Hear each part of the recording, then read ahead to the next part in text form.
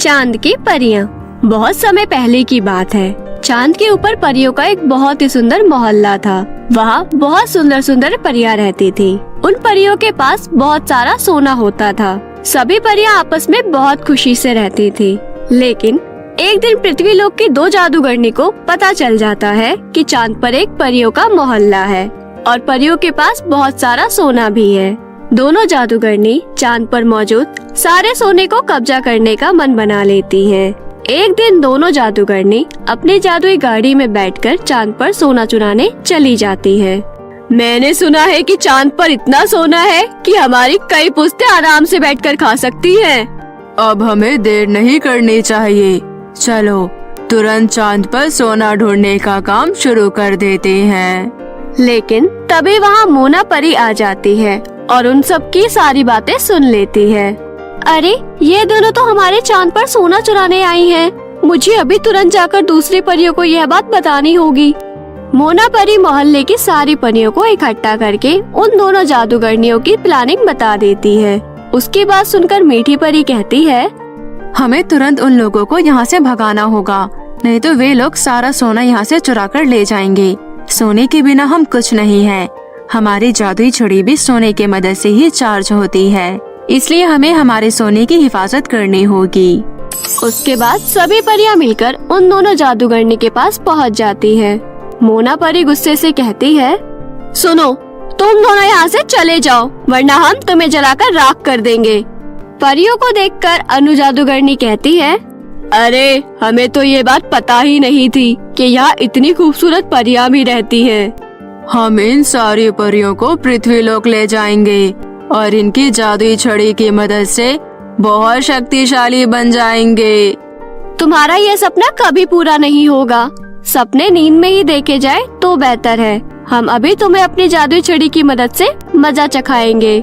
लेकिन इससे पहले की परियां अपने जादू छड़ी का इस्तेमाल करती दोनों जादूगरनी अपनी शक्ति की मदद से सभी परियों को बिजली के जेल में कैद कर देती है। सभी परियों को जोरदार बिजली के झटके लगने लगते हैं, जिस वजह से उनकी जादुई छड़ी उनके हाथ से छूटकर जमीन पर गिर जाती है।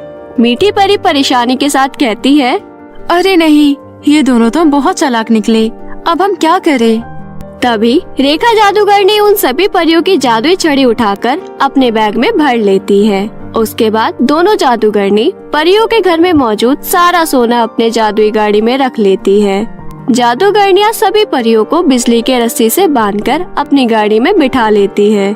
चलो अब हम अपने घर चलते हैं। हाँ, जल्द ही पहुँच जाएंगे। फिर दोनों जादूगरनी अपनी गाड़ी को हवा में उड़ाकर पृथ्वी लोक पर पहुँच जाती हैं। दोनों जादूगरनी सभी परियों को अपने घर में कैद कर लेती है। उसके बाद दोनों जादूगरनी परियों की जादुई छड़ी का इस्तेमाल करने की कोशिश करती है, लेकिन जादुई छड़ी बिल्कुल काम नहीं करती है।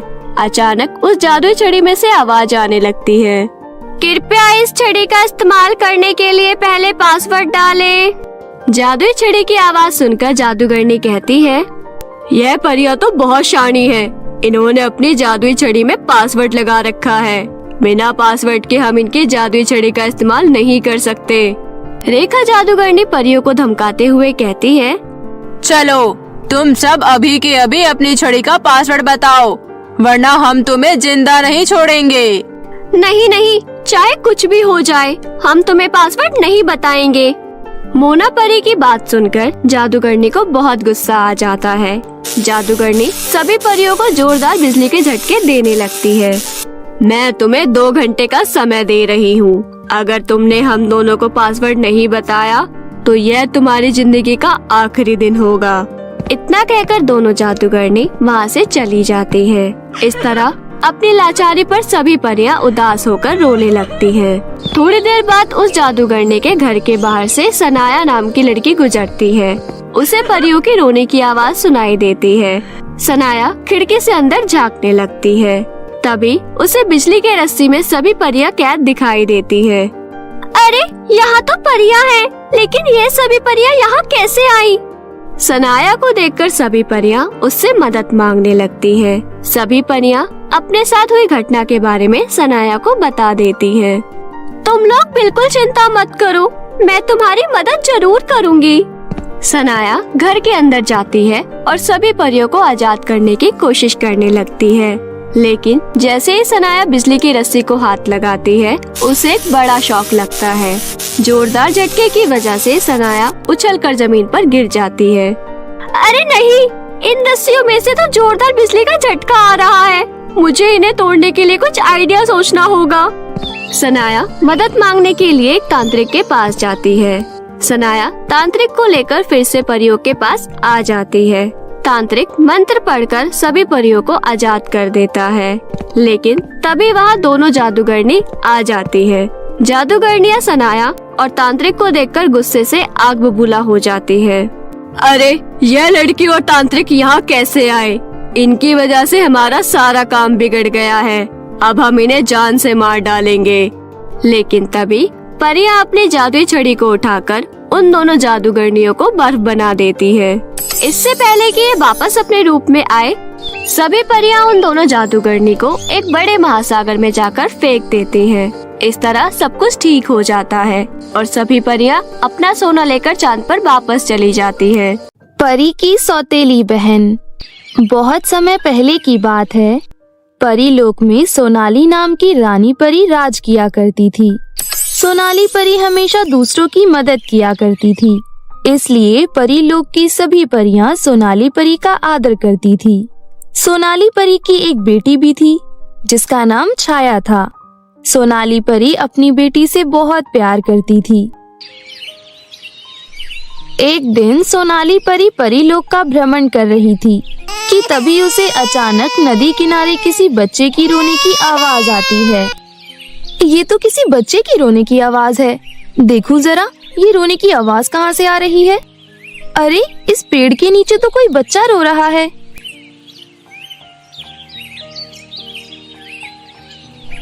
अरे ये तो कितनी प्यारी बच्ची है। इसे यहाँ कौन छोड़ गया। रो मत बच्चे, चुप हो जा। सोनाली परी उस बच्ची को अपने साथ अपने घर ले आती है। छाया बेटी इधर आओ, ये तुम्हारी छोटी बहन है। अब से ये हमारे साथ ही रहेगी, तुम्हें इसका ध्यान रखना है। माँ ये कौन है और आप इसे यहाँ क्यों लेकर आई हो। ये तुम्हारी छोटी बहन है और आज से इसका नाम कोमल है। माँ बेशक इसे अपनी बेटी मानती हो, लेकिन मैं इसे अपनी बहन कभी नहीं मानूंगी। समय ऐसे ही बीतने लगता है। सोनाली परी अपनी दोनों बेटियों से बराबर प्यार करती थी। वो दोनों में कोई फर्क नहीं करती थी।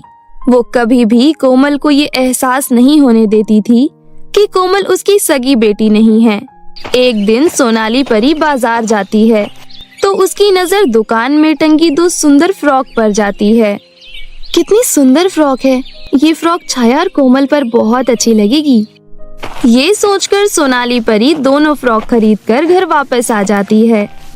छाया, कोमल, कहाँ हो तुम दोनों? देखो मैं तुम दोनों के लिए क्या लेकर आई हूँ। सोनाली परी की आवाज सुनकर छाया और कोमल वहाँ पर आती हैं। माँ आप क्या लेकर आई हो? मैं तुम दोनों के लिए बहुत ही सुंदर दो फ्रॉक लेकर आई हूँ।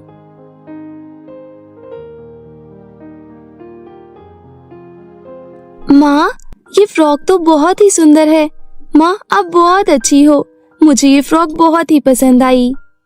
माँ आपने इसका कलर देखा है, कितना डार्क है। आज के जमाने में इतना डार्क कलर कौन पहनता है। ये डार्क कलर की फ्रॉक मुझे बिल्कुल पसंद नहीं आई।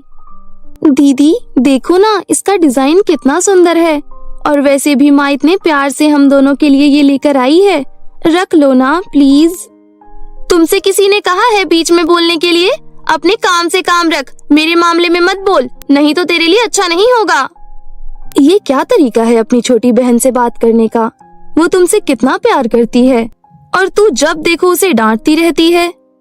माँ आप प्लीज शांत हो जाओ ना, दीदी पर इतना गुस्सा मत करो। तू फिर बोली बीच में, तुझसे कहा ना अपने काम से काम रख, तुझे समझ नहीं आता क्या? जब देखो मेरी और माँ के बीच में बोलती रहती है, सौतेली कहीं की।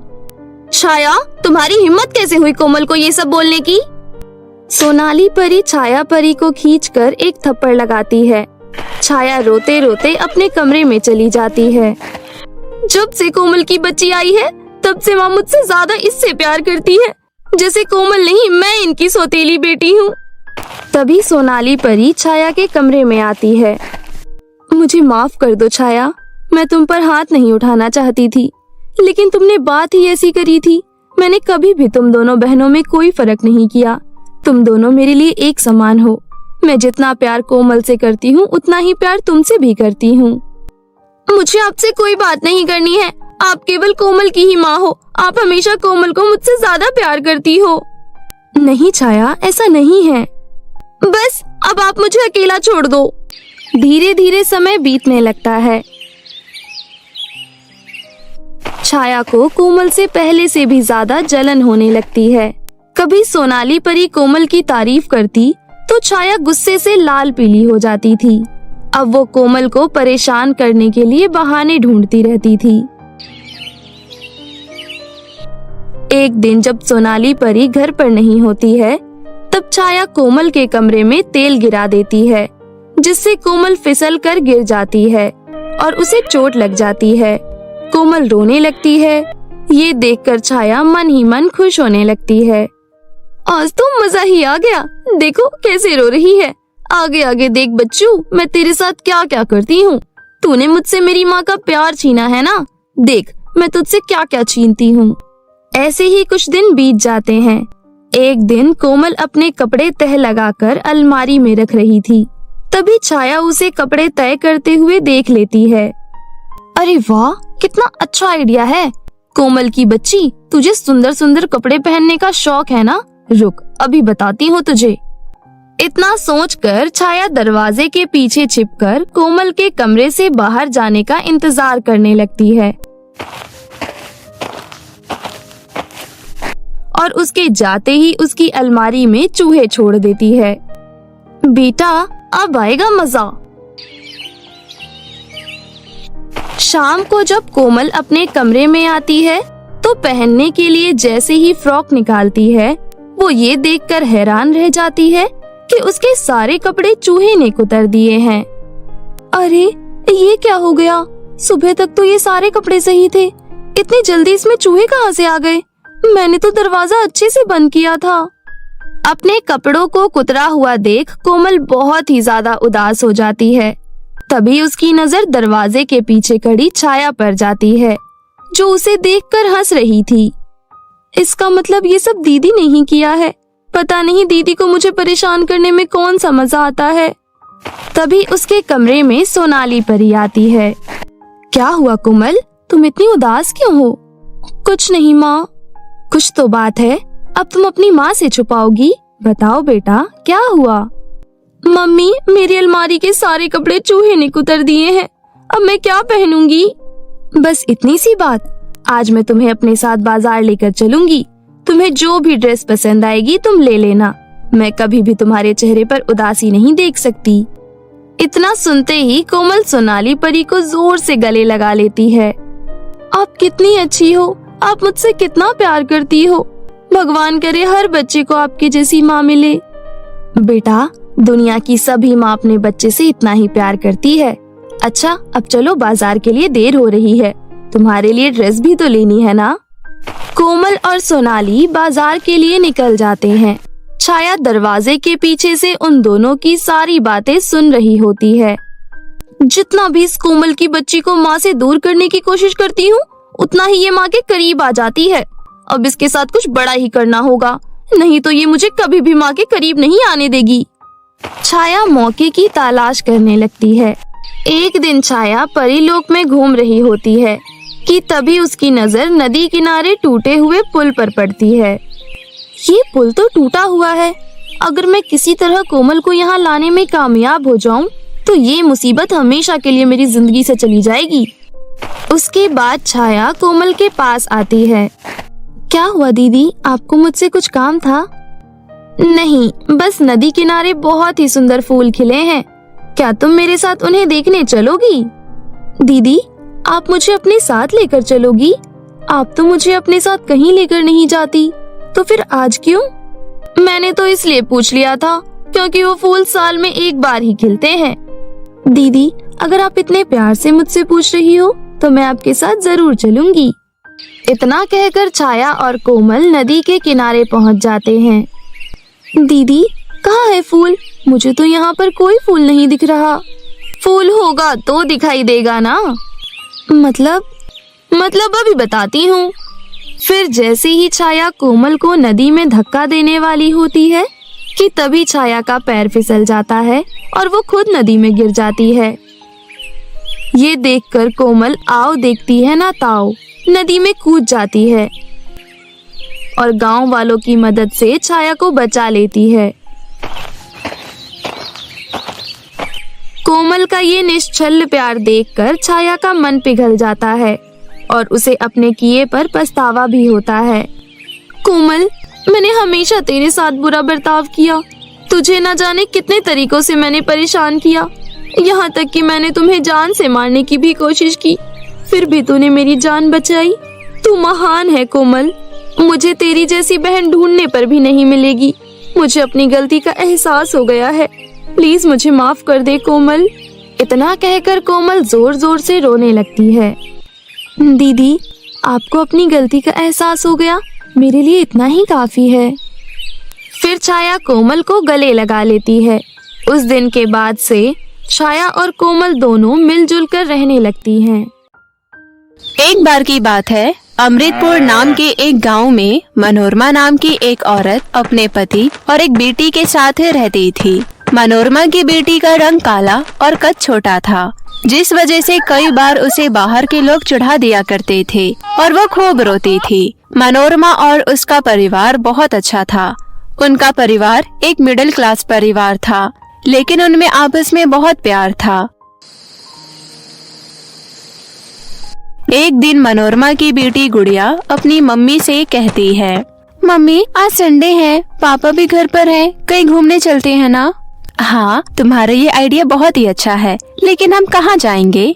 हम दुर्गा माता के मंदिर चलते हैं ना, उनके मंदिर के बाहर झूले भी है, मैं तो झूला झूलूंगी। उसके बाद मनोरमा, उसकी बेटी और उसका पति तीनों मिलकर मंदिर घूमने जाते हैं। जब वो मंदिर से घूमकर वापस आ रहे थे तो उन्हें रास्ते में एक कूड़ेदान के पास छोटी बच्ची रोते हुए दिखती है। मनोरमा उस बच्ची के पास जाती है और कहती है, क्या हुआ बेटी, तुम यहाँ बैठकर क्यों रो रही हो? बताओ क्या हुआ? बताओगी तो मैं तुम्हें फ्रूटी दूंगी। मैंने कभी अपने मम्मी पापा की शक्ल नहीं देखी। लोग कहते हैं मेरे जन्म के पश्चात ही वे लोग मर गए थे और तब से मुझे चाची ने रखा था। चाची मुझे रोज मारती है और देखो ना, आज यहाँ छोड़कर चली गई। मुझे यहाँ से घर का रास्ता नहीं पता। तुम्हारी चाची ने वाकई बहुत गलत किया है। चलो मैं तुम्हें तुम्हारी चाची के पास छोड़ देती हूँ। नहीं, मुझे दोबारा चाची के पास नहीं जाना। मुझे प्लीज उनके पास मत ले जाइए। मैं आपके आगे हाथ जोड़ती हूँ। मैं इसी कूड़ेदान में रह लूंगी। लोग जो खाना फेंकेंगे मैं खा लूंगी। मनोरमा को उस बच्चे के लिए बहुत बुरा लगता है। वो अपने पति से कहती है, देखिए ना कितनी मासूम लग रही है। अगर हमने इसे यहीं छोड़ दिया तो इसकी जिंदगी बेकार हो जाएगी। हम इसको अपने घर ले चलते हैं ना? अरे हाँ भाग्यवान, इसमें मुझसे पूछने जैसा कुछ भी नहीं है।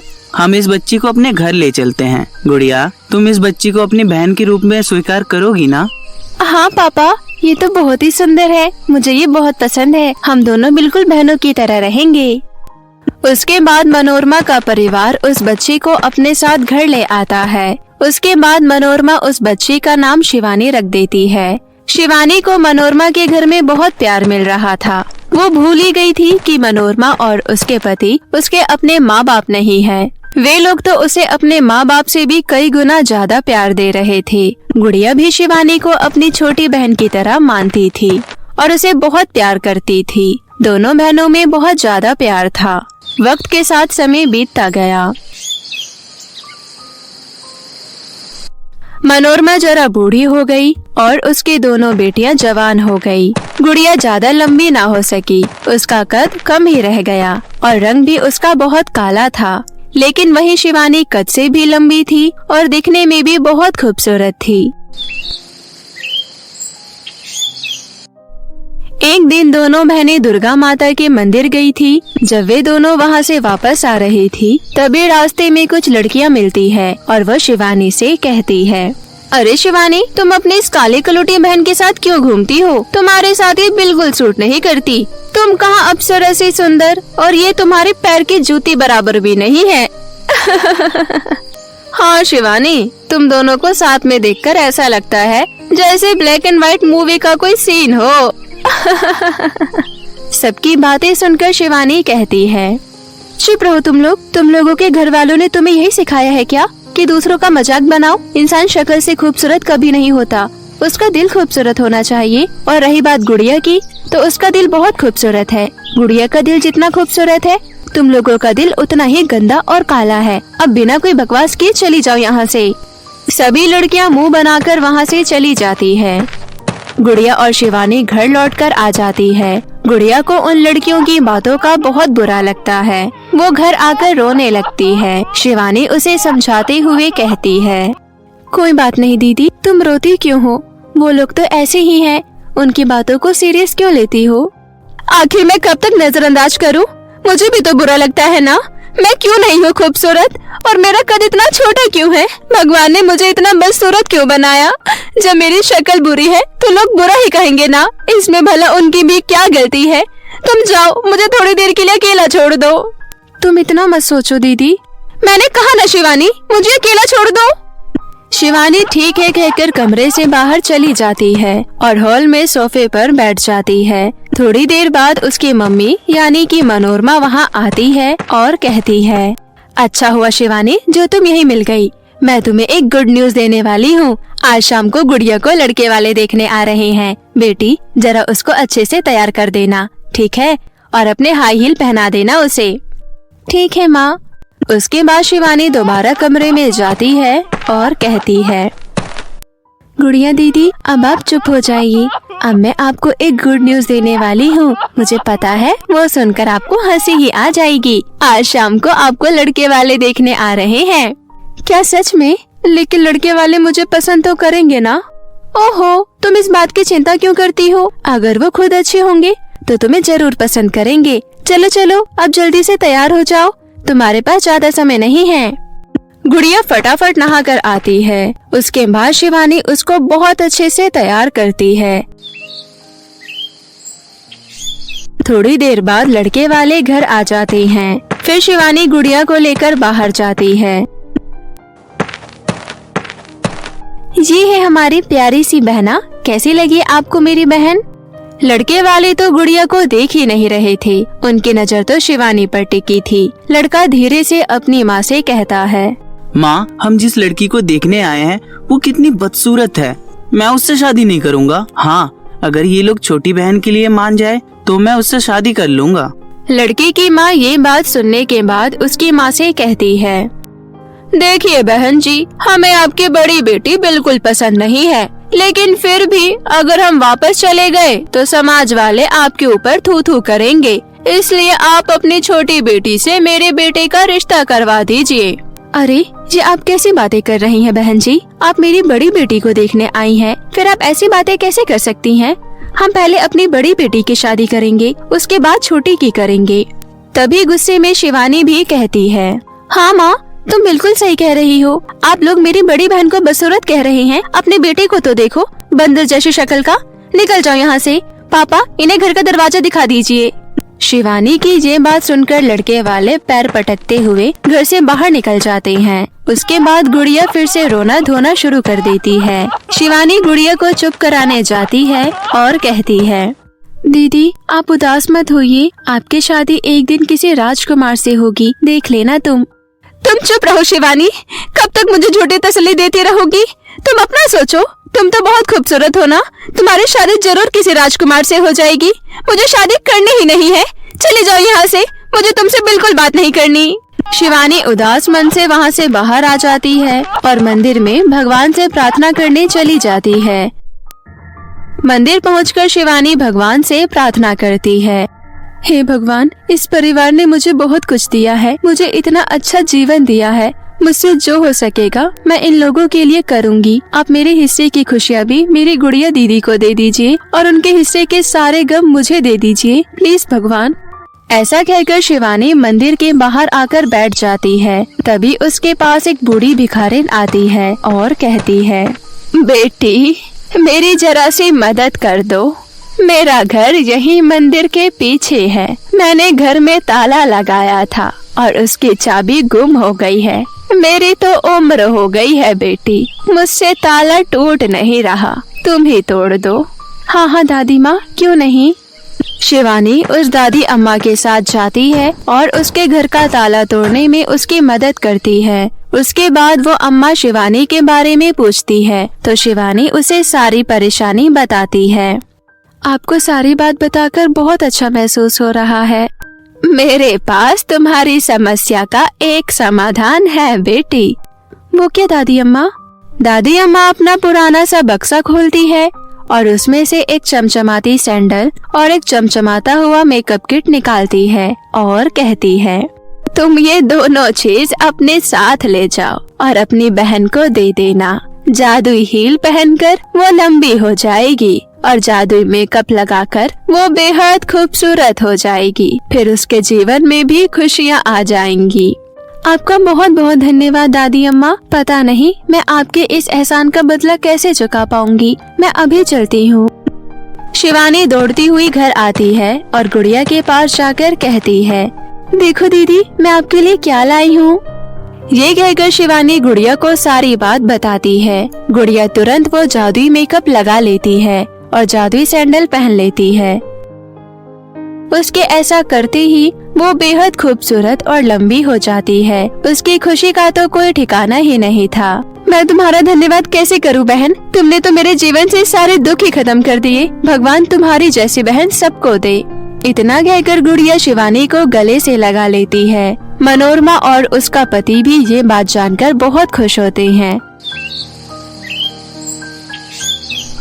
उसके बाद कुछ ही दिनों में गुड़िया की एक बहुत अच्छे लड़के से शादी हो जाती है।